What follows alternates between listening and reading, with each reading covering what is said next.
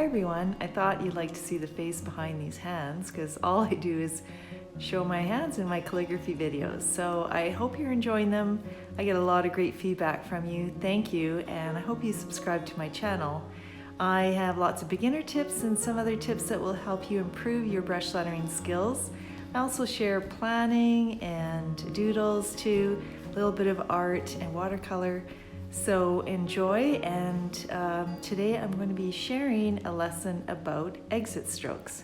So let's watch. Hi everybody. I think one of the biggest problems that I see with people doing calligraphy, and especially beginners, is their exit strokes. So what do I mean by exit strokes? So you know that every letter has an entrance and an exit. So I'll just write the word exit and then I'll show you what I mean. I am using my grid paper from my KellyCreates grid practice pad. My practice pads come in dot and blank and lined, but don't use the blank one for practicing. So an entrance stroke is the stroke that leads up into the letter at the beginning of the word, and of course it can kind of be, you know, the entrance and exit is almost the same thing when you're leading the word. So this is the entrance exit here, and right here, and right here, and right here. Okay, so if you look closely, what do you see? I want you to see how long my exit stroke is. So my X height here is, here's my waistline, my baseline. My X height is 1, 2, 3 squares high. So I'm using the medium pen. I could probably write usually 3 or 4 squares high as my X height for this medium pen. And look where my exit stroke is. So the T is obviously the easiest to see. So here's my my waistline, here's my baseline, and my T exit stroke is about halfway up between these two lines. And if you take a close look at these other ones, you can't really see, they're all halfway up. Now the E is an exception, right? So that is what I mean by exit strokes being long. I'm going to write another T here right beside it. So there's my entrance stroke, and come down, release pressure, and there's my exit stroke. See this? I see so many people doing this, and even when you're practicing your individual letters, and that is an issue. You know why? Because ultimately when you're practicing even your individual letters, you want to write words. So the exit stroke is critical for connecting letters and strokes to write your words. If your exit stroke is super short, how are you going to connect the next letter? Let's try that. So let's say I am writing the word it. Keep it simple always, right? Entrance stroke. I forgot where my X height was. And I'm going to stop there. And now I have to meet up that entrance stroke, exit stroke, the tip here, with my underturn, which is my T. And I have to move over so I can touch it. So I have to move over here. And what ends up happening is you're losing your spacing, and you're going to become too crowded.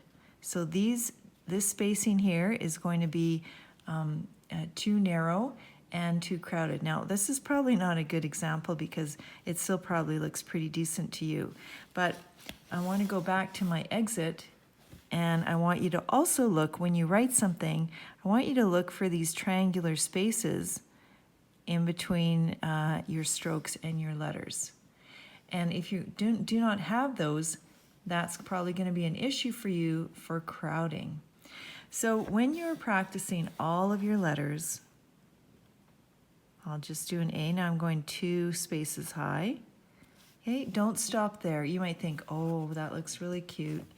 That's not the right way to practice, because remember, every time you practice has to be involving muscle memory. And so if you're going to be writing words, you have to practice your muscle memory accordingly every single time, even if you're just doing basic strokes. So for example, if you see this, my X height is now only 2 squares high, and my exit stroke is halfway there. So in general, that's kind of where my exit stroke is. Let's say you're practicing your basic strokes. So let's practice our underturns. When I'm practicing my underturn, I am not going to stop here at the bottom, am I? No, I'm going to continue upwards. And that's what you should be doing when you're writing the words. So let me write, let's go down here a bit. Let me write the letter B. Oh, I hope I can see what I'm doing here because I always mess up when I don't have my guidelines with my pencil. So my B, no matter how you do your B, whether you loop it out or not, I'm going to exit out and go at least halfway up. And I personally actually have problems when I exit my B's and my P's and sometimes my S's. I don't have a long enough exit stroke. So the other B exit stroke, I'll do that for you as well. That is your loop. So I'm going to go up, push, release, and I'll loop it out. And make sure you loop it out. Look how nice and high that is. And what was I going to say? It's nice and high, and I can connect it easily. Oh, it's nice and long, so I can connect it easily to the next letter. So let's say I have the next letter is going to be an I, like this. And if this stroke is too short, the I is going to look crowded. So let's try that. Here I'm going to draw my B again, and then I'm going to exit like that.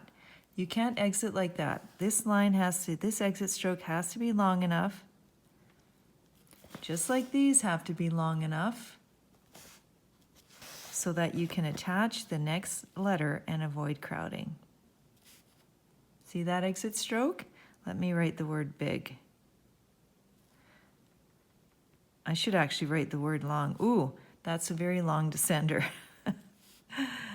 I should write the word long, but you get what I'm saying. Even here, that has to be higher and longer so I can connect to the next letter. All right?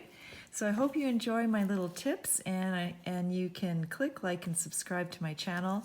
Pick up some KellyCreates brush pens and breathe, write, and relax.